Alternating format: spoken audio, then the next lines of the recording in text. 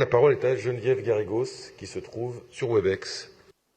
Oui, bonjour Monsieur le maire, chers collègues. Ce vœu qui a été présenté au conseil d'arrondissement du 20e et qui a été adopté à l'unanimité moins une abstention concerne, comme vous l'avez dit, la désolidarisation de l'allocation adulte handicapé. Cette allocation est l'un des principaux minima sociaux en France. Elle permet à plus d'1 million de personnes de tenter de vivre de manière autonome et digne, malgré sa modicité, 900 €. À Paris, les allocataires de l'AAH étaient au nombre de 31 190 en 2019.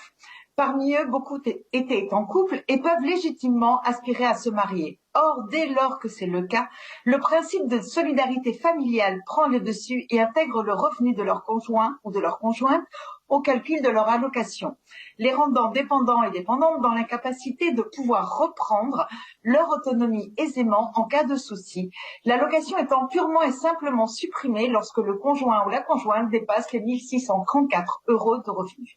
Or, des soucis, il y en a en particulier lorsqu'il y a des violences au sein du couple et que la victime ne peut s'extraire de la situation.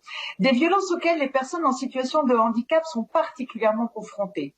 Ainsi, pour les femmes, l'Agence des droits fondamentaux de l'Union européenne estimait en 2014 que 34% des femmes en situation de handicap avaient subi des violences physiques ou sexuelles de leur partenaire, contre 19% des femmes valides. 1 sur 3 contre 1 sur 5, et bien sûr, les violences ne concernent pas que les femmes.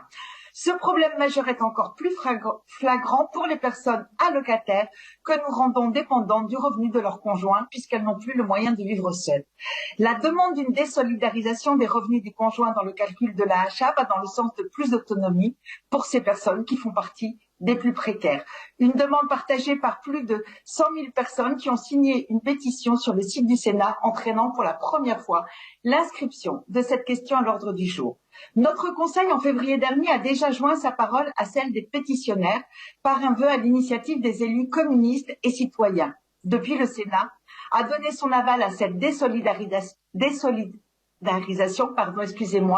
mais le gouvernement a d'ores et déjà fait part de son opposition au texte. Il serait inadmissible que la deuxième lecture de ce texte voie sa disparition pure et simple. C'est pour ça qu'aujourd'hui, je vous propose de renouveler notre engagement afin que la ville de Paris puisse intercéder de nouveau auprès de la représentation nationale et que cette Il faut aller vers la conclusion. Merci. Je vous remercie. Merci beaucoup.